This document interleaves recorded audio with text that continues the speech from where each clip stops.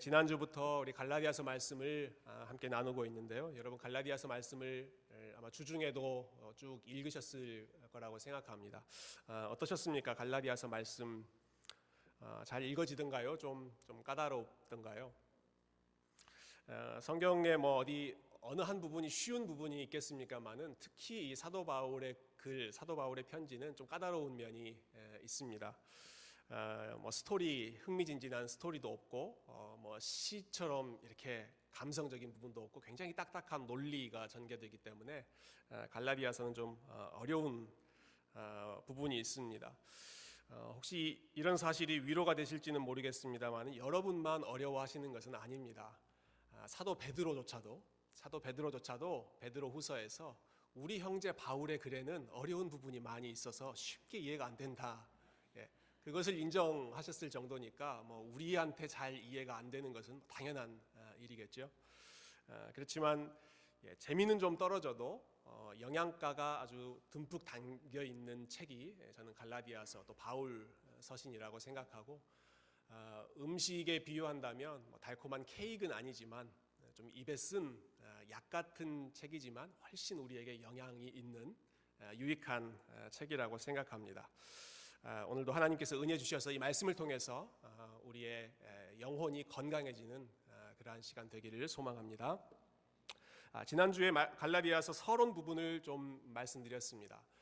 사도 바울이 가장 초창기에 사역했던 지역이 갈라디아이고, 또 사도 바울이 떠난 후에 이 갈라디아 교회가 참된 복음에서 거짓된 복음으로 이탈하는 그런 유혹 가운데 놓여 있었다, 그런 말씀을 드렸죠. 참된 복음, 바른 복음이라고 하면 한마디로 하나님으로부터 시작해서 결국 그리스도로 끝나는 것, 이것이 바른 복음인데, 다른 복음, 잘못된 복음은 하나님으로부터 시작하는 것이 아니라 나 혹은 인간 자신으로부터 시작하고 그리스도를 드러내는 것으로 끝나는 것이 아니라 결국 또 나를 드러내는 것으로 끝나는 것, 그게 왜곡된 복음, 변질된 복음이다, 그런 말씀을 드렸습니다. 특히 이 갈라디아서가 기록될 당시에 그런 가르침, 인간적인 가르침을 막 내세웠던 사람들이 특히 유대주의자들, 소위 할례주의자들, 이런 사람들이었는데, 그들은 유대교의 전통적인 방식대로 모세의 율법을 철저히 지키고 또 남자들 같은 경우는 할례를 철저히 행해야 우리가 하나님의 구원을 받을 수 있다, 이렇게 주장하는 사람들이었죠. 그리고 이런 가르침에 갈라디아 성도들이 하나씩 둘씩 속절없이 넘어가는 것입니다. 저는 처음에 그런 생각을 좀 했습니다. 이렇게 쉽게 다른 복음, 잘못된 복음으로 넘어갔던 이런 사람들은 굉장히 신앙이 어린 초신자였거나, 아니면 입으로는 신앙을 이야기하지만 실제 참된 믿음을 가지고 있지는 않았던 무늬만 그리스도인인 그런 사람들이었지 않았을까. 그랬으니까 그렇게 쉽게 다른 복음으로 빠진 게 아닐까, 그런 생각을 했습니다. 그런데 바울이 오늘 본문에서 이야기하고 있는 내용, 특별히 갈라디아 교회 성도들에 대해서 묘사하고 있는 내용을 보니까 제 생각이 잘못되었다는 것을 알았습니다. 3장 1절부터 5절에 보시면 바울이 갈라디아 교회 성도들에게 이렇게 호소합니다. 너희들이 과거에 before, 이전에 어떻게 예수님을 믿었는지 한번 생각해봐라. 너희가 이런 사람이었는데 왜 지금 이렇게 딴 길로 가고 있느냐, 그렇게 여러 가지 질문을 던지는데요. 그 내용들을 잠깐 보면 3장 1절에 어리석도다 갈라디아 사람들아, 예수 그리스도께서 십자가에 못 박히신 것이 너희 눈앞에 밝히 보이거늘 누가 너희를 꾀더냐. 이 말은 갈라디아 성도들이 예수 그리스도의 십자가에 대해서 그냥 머리로 피상적으로 이해하는 것이 아니라 마치 눈앞에서 예수님이 직접 달리신 것을 본 것처럼 그렇게 생생하게 그리스도의 십자가를 배우고 또 경험했다는 것입니다. 또 2절에 보시면 너희가 성령을 받은 것이 율법의 행위로냐 혹은 듣고 믿음으로냐, 너희가 이같이 어리석으냐, 성령으로 시작하였다가 이제는 육체로 마치겠느냐. 그들이 성령을 받았던 사람들이라는 거예요. 성령으로 시작했던 사람들이라는 거죠. 성령에 대해서 무지한 사람들이 아니라 성령의 회심하시는 체험도 경험하고 하나님께서 주시는 성령의 은사도 맛보고 때로는 성령의 기적도 경험했던 사람들이 이 사람들이었습니다. 하나만 더 볼까요? 4절에 보시면 너희가 이같이 많은 괴로움을 헛되이 받았느냐 이렇게 바울이 이야기하고 있습니다. 무슨 말입니까? 그들이 한때 많은 괴로움을 겪었던 사람들이라 라고 하는 것이죠. 뭐 때문에 괴로움을 겪었겠습니까? 신앙 때문에 괴로움을 겪었었겠죠. 갈라디아 성도들이 믿음 때문에 한때는 고난과 괴로움까지도 마다하지 않을 정도로 그것을 감수했었던 사람들, 그들이 지금 다른 길로 빠져가고 있다는 것이죠. 그러니까 굉장히 한때 헌신된 그리스도인들이었던 사람들이 지금 잘못된 길로 빠지고 있는 것입니다. 저는 이 사실이 굉장히 무섭다고 생각이 들었습니다. 그냥 신앙을 가진 그런 초신자라고 한다면 주변의 여러 유혹에 대해서 흔들리는 것이 당연하겠지만 정말 그리스도의 십자가도 제대로 알았고 성령의 경험도 있었고 또 복음 때문에 고난도 감수할 정도로 헌신되었던 사람들이 이렇게 주변의 압력에 굴복해서 잘못된 길로 빠지게 되었다라고 하는 것, 얼마나 그 주변의 이 유대주의자들의 압력, 그들의 유혹이 컸으면 이렇게 헌신된 사람들도 잘못된 길로 빠질 수 있었을까 하는 것이죠. 조금 더 충격적인 사실을 여러분 말씀드릴까요? 지금 이 갈라디아 교회를 어지럽히고 있는 사람들의 힘은 그들의 압력, 그들의 유혹이 얼마나 컸던지 심지어는 사도들조차 흔들리고 넘어졌습니다.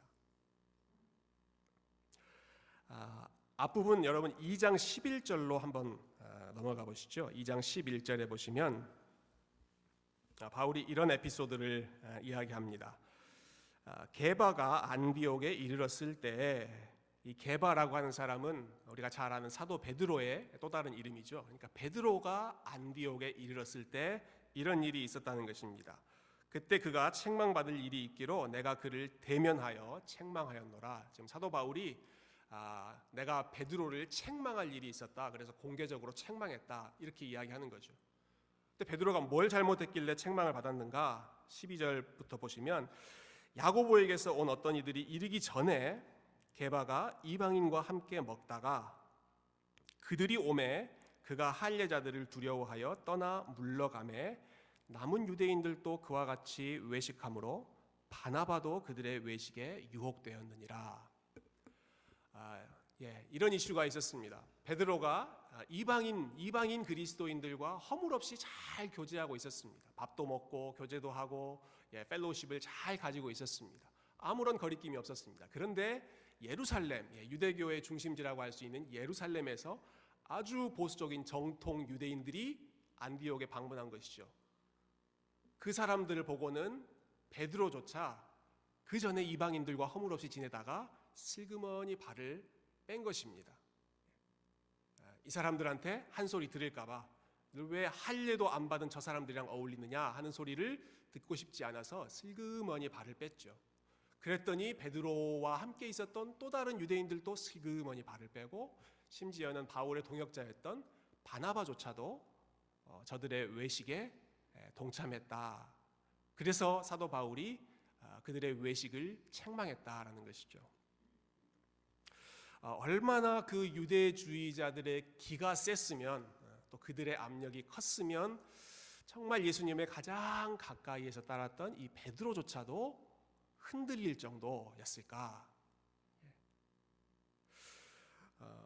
지금 우리는 이제 2000년이라고 하는 시간이 흘러서 기독교가 훨씬 다수가 된, 기독교가 주류가 된 시기를 살고 있습니다. 그렇지만 이 갈라디아서가 쓰여질 당시, 또 초대교회가 세워질 당시에는 기독교 신앙, 예수 그리스도를 믿는 신앙이 주류가 아니라 유대교가 훨씬 큰 주류였습니다. 기독교는 오순절, 그때 초대교회 최초의 교회가 세워지고 이제 막 시작하고 있는 그런 당시 신흥 종교라고 할 수 있고, 유대주의자들은 수천 년 동안 믿고 왔던 유구한 역사와 전통을 자랑하는 그러한 사람들이었죠. 그러니까 유대주의자들은 메인스트림이었고, 이 지금 기독교 신앙을 갖고 있는 사람은 마이너리티의 입장에 있었기 때문에 아마 그러한 주변의 사회적인 압력, 또 문화적인 압력이 적지 않았을 거라고 생각합니다. 메인스트림인 이 유대주의자들이 주로 강조했던 것이 조금 전 말씀드린 것처럼 역사와 전통을 자랑하는 것입니다. 그들이 항상 입에 달고 살았던 이름이 있습니다. 아브라함, 모세입니다. 우리는 아브라함의 정통 후손이야. 우리는 전통적인 모세의 가르침을 따르는 사람들이야. 소위 말하는 원조 논쟁이죠. 우리가 원조 아브라함의 또 모세의 후손이다라고 하는 것이죠. 아브라함은 성경의 역사에서 가장 먼저 할례를 받았던 사람이죠. 또 모세는 성경에서 가장 먼저 하나님으로부터 율법을 받고 율법을 정리했던 사람이죠. 그러니까 그들의 논리가 어떻게 들으면 고개가 끄덕여집니다. 아브라함 최초의 할례를 받은 사람, 그러니까 우리도 할례를 받아야 돼. 모세의 후손으로서 우리도 철저하게 율법을 지켜야 돼. 그게 참된 신앙이야 라고 강조하는 것이죠. 바울이 오늘 본문에서 이 논리, 그들의 주장을 반박하고 바로 잡습니다. 어떻게 반박하는지, 또 어떻게 논리를 바로 잡는지 한번 보시죠. 먼저 아브라함의 경우입니다. 6절 한번 보시겠어요? 6절, 7절 제가 읽어보겠습니다. 아브라함이 하나님을 믿음에 그것을 그에게 의로 정하셨다 함과 같으니라. 그런즉 믿음으로 말미암은 자들은 아브라함의 자손인 줄 알지어다.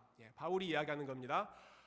유대주의자들 너희들이 얘기하는 것처럼 아브라함이 최초의 할례자인 것은 맞다. 그런데 아브라함이 할례를 받기 이전에 할례를 받고 뭔가 그럴듯한 행동을 해서 하나님께서 아브라함을 하나님의 백성으로 삼아주신 것이 아니라 이미 그 이전에 하나님께서 아브라함을 먼저 부르셨고, 그리고 부르시면서 아브라함에게 약속을 주셨고, 약속을 아브라함이 믿었을 때 하나님께서 그 믿음을 보시고 아브라함 너 의롭다 이렇게 인정해 주셨다라고 하는 것이죠. 그러니까 순서가 무엇이 먼저입니까? 믿음이 먼저입니까? 할례를 행한 것이 먼저입니까? 믿음을 가진 것이 먼저였다. 그래서 아브라함은 우리에게 있어서 할례를 행하는 사람의 조상인 것이 아니라 하나님을 믿는 사람의 조상이다. 이 이야기를 바울이 하는 것이죠. 곧 이어서 모세에 관한 이야기도 합니다. 모세는 아브라함보다 한 400년 후에 활동했던 사람입니다. 17절에서 바울이 이렇게 주장하죠. 오늘 읽진 않았습니다만 17절 보시면 내가 이것을 말하노니 하나님께서 미리 정하신 언약을 430년 후에 생긴 율법이 폐기하지 못한다. 하나님께서 이미 430년 전에 아브라함을 통해 보여주셨던 그 은혜로운 언약, 아브라함의 행위가 아니라 그저 하나님의 사랑으로 불러주셨던 그 언약을 430년 후에 모세가 받은 율법이 폐기하지 못한다라는 것입니다. 모세의 율법만 따로 보더라도 하나님께서 이스라엘 백성들을 모세를 통해서 출애굽 구원의 은혜를 베풀어 주신 것이 먼저 있었지, 율법을 먼저 주시고 율법을 열심히 행하면 내 백성이 되게 받아주겠다라고 말씀하신 적이 없으시죠. 먼저 주권적인 사랑, 하나님의 은혜가 베풀어지고 그 은혜 받은 백성들이 은혜 받은 사람답게 살 수 있도록 율법을 가이드로 주신 것이죠. 그러니까 아브라함의 경우를 보더라도, 모세의 경우를 보더라도, 그 어떤 경우를 보더라도 하나님의 은혜로운 선택, 하나님의 은혜로운 약속, 그리고 그 약속에 대한 믿음, 이것이 가장 우선적인 일이고 그 다음에 나오는 것이 율법이었다라는 것입니다. 지난주에는 제가 설교 중에 제 이름을 언급한 적이 있습니다. 제 이름을 기억해 달라고 부탁을 드렸죠. 영철이 아니고 영찬도 아니고 제 이름은 영천이다. 근데 여러분, 제 이름은 잊어버리셔도 됩니다. 제 이름은 잊어버리셔도 아무런 지장이 없습니다. 그런데 제 딸 아이의 이름은 여러분 꼭 기억해 주시면 좋겠습니다. 제 첫째 아이의 이름이요, 조은율입니다. 이름이 뭐라고요? 은율. 무슨 뜻일까요? 은혜와 율법입니다. 은혜와 율법. 뭐가 먼저입니까? 은혜가 먼저입니다. 항상 하나님의 은혜가 우리에게 먼저 오고 그 다음에 율법이 따르는 것이죠. 그러니까 여러분 항상 우리 은율이를 기억하시면서 하나님의 은혜가 먼저다. 이 이름이 좀 괜찮았나 봐요. 우리 교회에서 사역하시다가 지금 한국에서 교수 사역을 하시는 우리 정성국 목사님께서 뒤늦게 늦둥이로 딸을 막내딸 낳으시고는 정은율이라고 이름을 지으셨습니다. 그렇지만 원조는 저라는 것을 조은율이가 원조라는 것을 여러분 항상 기억해 주시면 좋겠습니다. 여러분 바울이 지금 이야기하는 게 뭡니까? 율법대로 행해야지만 구원의 필수 조건이 된다라고 말하는 그 유대주의자들을 향해서 은혜가 우선하는 것이다 라는 원리를 이야기하는 것이죠. 율법을 절대적으로 강조하는 유대주의자들, 그들의 잘못된 어떠한 신학, 그들의 주장이 잘못된 이유를 바울은 한 가지 더 지적합니다. 그게 뭐냐면 바로 율법이 가지고 있는 근본적인 한계를 바울이 고발하는 것입니다. 마틴 루터가 그런 말을 한 적이 있는데요. 율법과 복음의 관계를 이해하는 사람은 사실 성경 전체를 이해하는 것이나 다름없다. 그만큼 이것이 중요한 그런 주제다라고 하는 것이죠. 근데 오늘 본문에 보면 이 율법과 복음의 관계를 아주 잘 이해할 수 있는 설명들이 나옵니다. 간단히 말하면 율법의 역할은 우리를 그리스도에게까지 인도하는 가이드 역할만 해주는 것입니다. 24절 한번 보시겠어요? 3장 24절 보시면 바울이 이렇게 설명하죠. 이같이 율법이 우리를 그리스도께로 인도하는 초등교사가 되어 우리로 하여금 믿음으로 말미암아 의롭다함을 얻게 하려 함이라. 율법은 우리를 그리스도께 인도하는 초등교사다. 튜터, 가이드의 역할을 해준다라는 것입니다. 율법이라고 하는 것, 또 율법이 대표하는 이 구약 성경이라고 하는 것은 저는 일종의 영화에 대한 예고편이다라고 생각합니다. 저는 이 비유를 좋아하는데요. 영화 예고편과 같은 역할이 이 율법의 역할입니다. 여러분 본 영화가 상영되기 전에 예고편을 먼저 틀어주죠. 본 영화에 대한 기대감을 불러일으키기 위해서 예고편을 틀어줍니다. 어떤 영화 예고편이건 간에 그것이 뭐 장르가 어떤든 상관없이 모든 예고편의 마지막 부분은 이런 문장, 이런 표현으로 끝납니다. Coming soon. 여러분 율법이 그 역할을 하는 것입니다. 구약 성경이 하는 역할이 coming soon입니다. coming soon. 뭐가 coming soon입니까? 우리를 구원하실 그분이 coming soon, 곧 오신다라는 거죠. 율법이 하는 역할은 그 곧 오실 그 메시아에 대한 기대감을 불러일으키는 이 예고편의 역할, 그것이 율법의 역할입니다.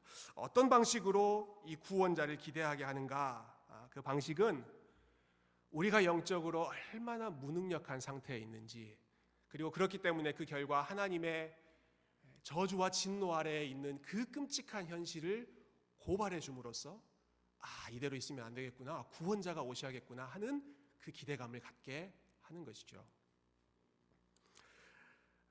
10절 말씀 한번 보실까요? 10절 말씀 보시면 율법의 한계를 이야기하고 있는데요. 무릇 율법 행위에 속한 자들은 저주 아래에 있나니 기록된 바 누구든지 율법 책에 기록된 대로 모든 일을 항상 행하지 아니하는 자는 저주 아래에 있는 자라 하였습니다.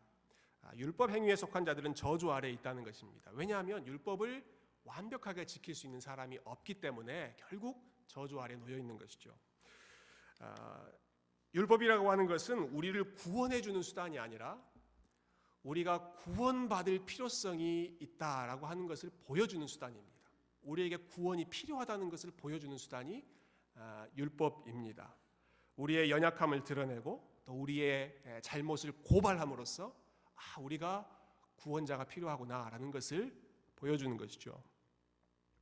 겉으로 보면 괜찮게 사는 사람처럼 보이고, 겉으로 보면 뭐 법 없이 정직하게 사는 사람처럼 보여도 그 옆에 이 율법, 하나님의 기준, 하나님의 잣대를 딱 대놓으면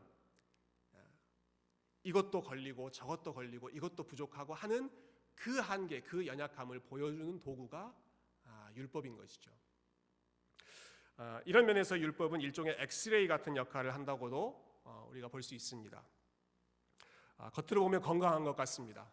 근데 엑스레이를 찍어보면 속에 감추어져 있던 질병, 망가져 있던 부분이 드러나죠. 율법이 하는 역할이 그것입니다. 겉으로 보면 괜찮은 것 같지만 우리 마음속에 숨겨져 있는 죄, 남들은 잘 모르는 나만 알고 있는 그 은밀한 죄를 이 율법의 기준에 비추어 봤을 때 얼마나 내가 큰 죄인인가 하는 것을 율법이 보여주는 것이죠. 그렇게 보여주는 목적은 무엇입니까? 문제가 있는 것을 보여주는 목적은 무엇입니까? 그러니까 문제를 해결할 방법을 찾아 나서라는 것이 아니겠습니까?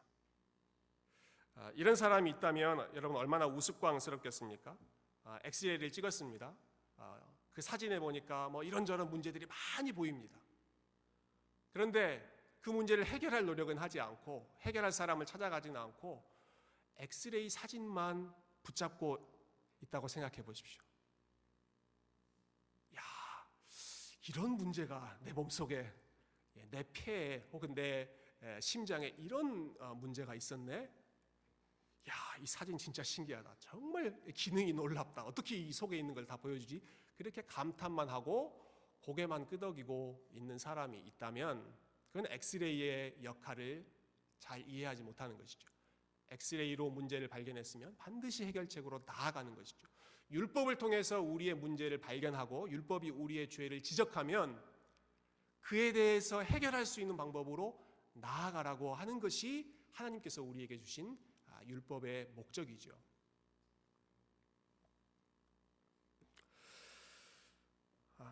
하나님께서는 이렇게 율법을 사용함으로써 우리를 그리스도께로 인도하고자 하셨습니다. 그리고 율법이 할 수 없는 일을 그리스도 안에서 이루셨습니다. 율법이 할 수 없는 일, 율법이 도저히 우리가 율법을 지킴으로써 할 수 없는 일을 그리스도를 통해서 이루십니다. 우리 13절 말씀 한번 같이 읽어보실까요? 13절 함께 읽겠습니다. 시작.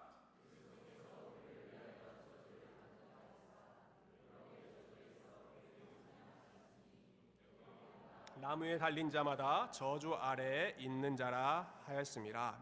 이것이 하나님께서 우리를 위해 열어놓으신, 준비해 놓으신 구원의 길이지요. 하나님께 불순종하고 반역해서 이 하나님의 저주, 진노 가운데 놓여 있는 인간, 죄인들, 아무리 몸부림쳐보고 아무리 자기의 힘으로 잘 지켜보려고 해도 벗어날 수 없는 그 상태이기 때문에 하나님께서 제시해 주신 구원의 길이 무엇입니까? 그리스도께서 대신 그 저주를 받으시고 그 결과 저주 아래 놓여 있는 자들을 속량, 구원해 주시는 것이 하나님께서 준비해 주신 그 구원의 길입니다. 그렇게 하신 목적은 14절에 나오는데요. 이는 그리스도 예수 안에서 아브라함의 복이 이방인에게 미치게 하고 또 우리로 하여금 믿음으로 말미암아 성령의 약속을 받게 하려 함이라. 이 일을 위해서 그리스도를 저주의 십자가에 달리게 하셨다라는 것이죠. 여기 보면 성령의 약속이라고 하는 표현이 나오는데 바울이 이제 뒤에 계속해서 성령의 약속에 대해서 여러 차례 이야기합니다만은 이 3장에서는 특별히 26절, 27절에 그 내용이 좀 압축적으로 정리되어 있는 것 같아요. 26절, 27절 우리 한번 같이 읽어보실까요? 시작. 다 믿음으로 말미암아 그리스도 예수 안에서 하나님의 아들이 되었으니 누구든지 그리스도와 합하기 위하여 세례를 받은 자는 그리스도로 옷 입었느니라. 하나님께서 준비해 놓으신 것은 이것입니다. 그리스도께서 율법의 저주를 다 받으심으로써 그 그리스도를 믿는 사람에게는 더 이상 종과 같은 삶이 아니라 아들, 딸, 자녀와 같은 삶을 살게 하겠다. 하나님의 은혜를 풍성히 누리면서 살도록 하겠다라고 하는 것이죠. 또한 율법을 지키면서 또 선한 일을 해보려고 노력하면서 할 수 없어서 정말 한계점을 보았던 그러한 사람들을 오히려 예수 그리스도의 옷으로 깨끗하게 덮어주시겠다. 이것이 하나님께서 준비해 주신 성령의 약속, 믿음의 약속입니다. 그러니까 한마디로 말하면 하나님께서는 이렇게 말씀하시는 겁니다. 너희가 할 수 있는 게 아니다. 너희가 할 수 있는 것이 없다. 내가 해놓은 일을 받아들여라 라는 것이죠. 이것이 믿음이죠. 너희가 할 수 있는 것이 아니라는 점을 인정하고 내가 준비한 것을 받아들이고 믿기만 해라. 이것이 믿음의 핵심입니다. 어떻게 보면 이게 참 쉬운 일인 것 같아요. 아무것도 하지 않고, 생각해 보시죠. 아무것도 하지 않고 그저 하나님이 준비해 놓으신 것을 받아들이기만 하면 되는 거잖아요. 그렇죠? 아무것도 하지 않으면 되는 거잖아요. 근데 한 번 더 생각해 보면 이것만큼 어려운 일이 없습니다. 아무것도 하지 않으면 되는데 아무것도 하지 않는 게 쉽지가 않습니다. 무슨 말인가 하시는 것 같아요. 여러분, 우리 마음속 깊은 뿌리부터 우리는 자존심으로 먹고 살거든요. 아무것도 안 해도 돼. 내가 다 했으니까 누리기만 하면 돼. 이게 은근히 우리의 자존심을 건드리는 겁니다. 하나님께서 정해놓으신 이 구원의 원리는 너희가 할 수 없다. 구원받으려고 노력해도 너의 능력으로 되는 게 아니다. 그러니까 내가 준비한 것을 받아들여라 라고 하는 것인데, 그 하나님의 방법을 내가 선택하고 믿으려면 먼저 내가 할 수 없다라고 하는 것을 인정해야 되죠. 내 힘으로는 안 됩니다 라고 하는 것을 인정해야 되죠. 근데 그것을 인정하는 것이 자존심이 상하는 것입니다. 대부분의 사람들은요, 자기가 성취한 일, 그리고 자기의 능력으로 이룬 일, 그것에 근거해서 인정받고 싶어 합니다. 한번 예를 들어 볼까요? 여러분, 어떤 분이 저에게 오셔서 목사님 설교가 너무 좋습니다. 그래서 제가 목사님을 좋아합니다. 이런 분이 계셨다고 가정을 해봅시다. 그런 분이 계셨다는 게 아니라 가정하는 거예요. 저에게 오셔서는 설교가 너무 좋아서 저를 좋아한다는 거예요. 그런데 또 다른 분이 한 분 오셔서는 목사님 설교는 별 볼 일 없지만 그럼에도 불구하고 제가 목사님 사랑합니다. 이렇게 얘기하신 분이 또 한 분 있으셨다고 봅시다. 여러분, 두 가지 종류의 사랑 중에 어떤 종류의 사랑이 훨씬 더 탁월한 고상한 사랑입니까? 제가 설교를 잘했기 때문에 사랑하는 사랑입니까? 아니면 설교를 못해도 사랑하는 게 더 뛰어난 사랑입니까? 설교를 안 해봐서 잘 모르겠습니다. 그런 두 번째가 훨씬 더 뛰어난 사랑입니다.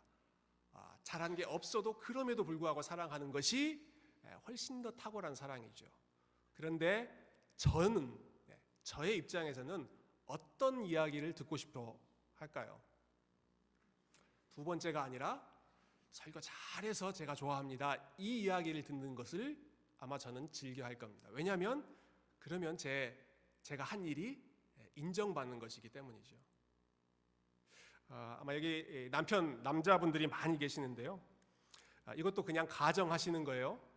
아내분들이 남편을 향해서 당신은 정말 능력도 있고 돈도 잘 벌고 참 성품도 좋고 어쩌면 나이가 들어도 그렇게 젊음을 유지해, 당신을 사랑하지 않을 수가 없어, 이렇게 아내분이 얘기했다고 생각해 보시고요.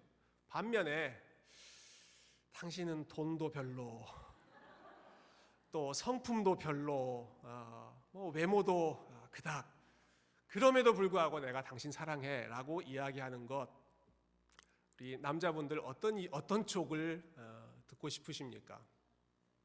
아마 두 번째 이야기를 들으신다면 이게 지금 나를 사랑한다는 거야, 나를 놀리는 거야, 아마 헷갈리지 않으실까 싶습니다.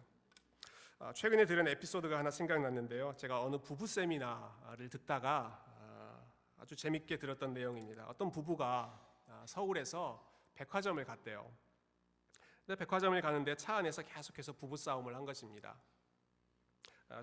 쇼핑을 따라가는 것이 남자들에게 보통 스트레스가 아니지 않습니까? 그러니까 차 안의 분위기가 그렇게 훈훈하지는 않았겠다라는 짐작은 갑니다. 그런데 이 남편이 백화점까지 따라온 게 고맙잖아요. 그러니까 아내분이 이 남편 좀 칭찬을 해줘야겠다라는 마음을 먹고 있었더래요. 백화점이 들어갔는데 여러분 한국의 주차장 얼마나 좁습니까? 그 라인과 라인 사이 굉장히 좁잖아요. 특별히 백화점 주차장은 정말 이 파킹하는 것이 쉽지 않습니다. 그래서 한국은 대부분 전면 파킹이 아니라 후진해서 파킹하죠. 근데 이 남편분이 한 번에 그 어려운 후진 파킹을 성공하신 겁니다. 그 좁은 공간 안에 딱 들어간 거죠.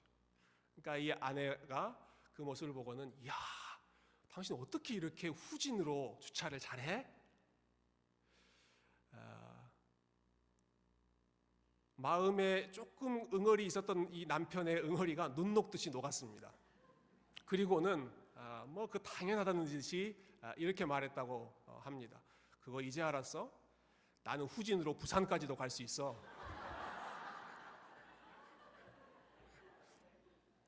예. 남자들이 참 단순한 것 같아요, 그렇죠? 근데 뭡니까? 이게 남자들의 단순함이 아니라 사람의 마음 속에 있는 내가 잘한 것, 그것이 어떤 것이었든지 간에 그것 조금이지만 그걸로 인정받는 거 사람들은 좋아하는 거예요. 반대로 내가 할 수 없다는 것을 인정하는 것, 내가 이것밖에 안 되나라고 하는 것을 인정하는 것은 우리를 굉장히 다운되게 만듭니다. 미국에 와서 처음 몇 년간 아마 대부분의 사람들이 경험했던 일이 그것이죠. 말도 통하지 않고 문화도 익숙하지 않고 그래서 이런저런 한국이었으면 전혀 하지 않았을 그런 실수도 하게 되고 자신감도 떨어지고 내가 이것밖에 안 되나 꼭 바보가 된 것 같은 그런 느낌을 받게 되고 제가 아이들 키우면서 참 많은 것을 배우는데요. 아이들이 뭔가를 하다가 잘 안 되면 저한테 가지고 옵니다. 그러면 제가 도와주죠. 근데 어떤 경우는 제가 보기에 이 아이가 도저히 할 수 없는 그런 일을 하고 있는 거예요. 그러면 제가 다 도와줍니다. 할 수 없다는 것을 알기 때문에 다 도와줘서 자, 짠, 다 됐다 하고 아이에게 완성품을 줍니다. 그러면 아이들이 저에게 와, 아빠 대단해요. 아빠 짱. 이렇게 반응을 보여야지 당연하지 않겠습니까? 근데 한 녀석이 아빠, 내가 하려고 했는데 아빠가 다 해버리면 어떡해? 이렇게 얘기하는 거예요. 그래서 그 다음부터는 제가 다 해주지 않았습니다. 거의 다 해주고 마지막 하나 마무리하는 거는 꼭 걔가 해서 지가 해놓고 야, 내가 했다라고 만족하도록 그렇게 제가 머리를 쓰기는 했는데요. 도저히 할 수 없기 때문에 기껏해서 도와줬더니 왜 나를 무시하느냐고 따지고 반항하는 것이 죄인의 마음속에 있는 그 참 알량한 자존심과 같은 모습이죠. 한편으로는 어떻게든 자기의 능력에 근거해서 인정받고 싶어 하고요. 다른 한편으로는 자기가 능력이 없다는 사실이 드러나면 그것 때문에 낙심하고 그것을 인정하고 싶지 않아서 견디지 못해하는 그러한 모습이 우리 마음속에 있는 양면적인 모습입니다. 여러분, 하나님께서 하시는 말씀은 이겁니다. 율법으로는 안 된다. 율법을 지키는 것으로는 너는 못해. 너와 나 사이의 죄로 인한 거리는 너무나 크기 때문에 너의 노력 가지고는 안 돼. 그러니까 내가 준비한 건 너는 받아들이기만 하면 그것으로 너는 구원받고 나와 교제할 수 있는 거야. 하나님이 다 준비해 주셨는데도 죄인은 그것을 받아들이고 싶지 않은 거예요. 하나님이 베풀어 주신 것 받아들이기보다 그래도 내가 뭔가 좀 기여할 수 있는 것 있지 않을까? 자기의 존재감, 자기의 능력 조금이라도 내세우려고 하는 것이 우리의 마음속에 있는 죄악된 본성의 특징이라고 생각합니다. 오늘 말씀을 정리해 보죠. 여러분, 율법이라고 하는 것이 상징하는 것은 내가 어떻게든 노력해서 죄의 문제를 해결해 보겠다는 것입니다. 반대로 복음이 상징하는 것, 복음의 핵심은 내가 아무리 노력해도 할 수 없다라고 하는 것을 인정하고 하나님이 베풀어 주신 선물 그리스도를 감사하는 마음으로 내가 받겠다라고 하는 것입니다. 이것이 율법과 복음의 가장 구별되는 특징입니다. 지난주에 말씀을 읽다가 이 율법과 복음의 어떠한 구별되는 모습을 너무 잘 보여주는 그러한 본문이 하나 있어서 그 말씀을 함께 나누고 오늘 말씀을 마치고 싶은데요. 여러분 구약 성경에 스가랴라고 하는 성경이 있습니다. 한번 찾아보실까요? 구약 성경 제일 뒤쪽에 있는 본문인데요. 말라기 바로 앞에 스가랴라고 하는 선지자가 있습니다. 구약 시대 마지막 시대에 활동했던 스가랴 선지자이죠. 제가 가진 성경은 1315쪽.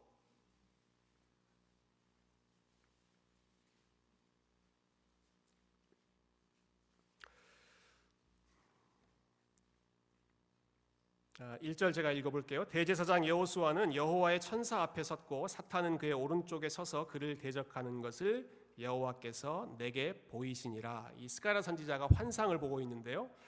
대제사장 여호수아라고 하는 사람이 하나님 앞에 서 있는 것입니다. 근데 그 옆에 사탄이 또 서서 이 대제사장 여호와를 대적하고 있습니다. 여러분 대제사장은 구약 시대에 가장 완벽하고 가장 탁월한 사람이죠. 율법의 기준에서 최고의 사람이 대제사장입니다. 그런데 그 사람을 사탄이 대적하고 정죄하는 것이죠. 왜 그랬을까요? 3절에 보시면 여호수아가 더러운 옷을 입고 천사 앞에 서 있는지라. 하나님 앞에 서 있는 대제사장의 옷이 구약 시대에 가장 거룩한 사람이라고 하는 그 사람조차도 하나님 앞에서는 더러운 옷 입고 있는 거예요. 그러니까 사탄이 정죄하는 것이죠. 하나님, 저 대제사장이라고 하는 사람, 가장 거룩해야 하는 사람, 저 사람 보십시오. 저 사람의 옷도 저렇게 더럽습니다 하고 얼마나 조롱했겠습니까? 그때 하나님께서 보여주시는 반응이 참 놀랍습니다. 2절 보시겠어요?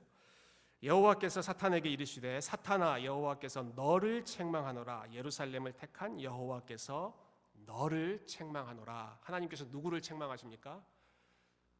그 여호수아 대제사장을 책망하지 않으시고 그를 정죄하고 있는 사탄을 책망하십니다. 내가 택한 그 백성, 내가 택한 그 제사장을 네가 감히 어떻게 정죄하느냐. 사탄을 책망하시는 거죠. 그리고 나서 4절과 5절 우리 마지막으로 한번 읽어보실까요? 시작.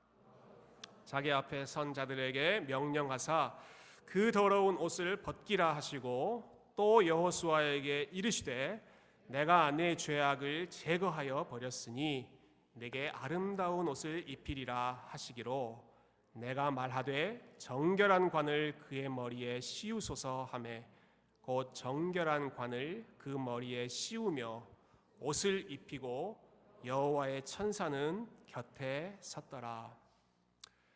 이것이 복음입니다. 하나님 앞에 서 있는 가장 더러운 옷을 하나님께서 친히 벗겨주시고 아름다운 옷, 깨끗한 옷, 영광스러운 관을 그 사람에게 씌워주시는 것. 대제사장 여호수아조차도 하나님 앞에 깨끗한 모습으로 설 수 없는 것이 율법의 한계인데 하나님께서는 오히려 그 순간에 은혜를 더하셔서 오히려 그를 새롭게 하시는 그리스도의 옷으로 덧입혀 주시는 것이 복음의 모습이죠. 여러분 이 하나님이 우리의 하나님이시기 때문에 우리가 하나님 앞에서 무엇을 감출 수 있겠습니까? 혹은 하나님 앞에서 우리가 우리의 손으로 행한 어떤 것을 내세울 수 있겠습니까? 혹은 내 손으로 행한 건 내세울 것이 없다고 어떻게 위축되거나 좌절할 수 있겠습니까? 하나님 앞에서 우리의 것을 자랑하고 내세우는 것이 아니라 하나님 앞에서는 빈손으로 나아가서 하나님께서 준비해 주신 은혜를 마음껏 받아들이고 그 은혜에 잠기는 것. 나의 자존심, 나의 능력, 어떠한 나의 행동 그것을 내세우지 않고 오직 그리스도 안에서 풍성하게 드러난 하나님의 사랑을 그저 감사하는 마음으로 받고 그 은혜 안에 잠기는 것, 이것이 가장 아름다운 성도의 모습입니다. 저와 여러분이 하나님 앞에서 더욱 겸손한 모습으로 우리의 것, 우리의 의를 하나님 앞에 자랑하거나 뻐기지 않고 그저 하나님 앞에서 무릎 꿇는 모습으로 빈손으로 나아가서 하나님이 주시는 것 그저 마음껏 누릴 수 있는 그러한 믿음의 삶, 이번 한 주도 하나님의 은혜 안에 깊이 잠기는 삶 되실 수 있기를 주님의 이름으로 부탁드립니다. 함께 기도하겠습니다.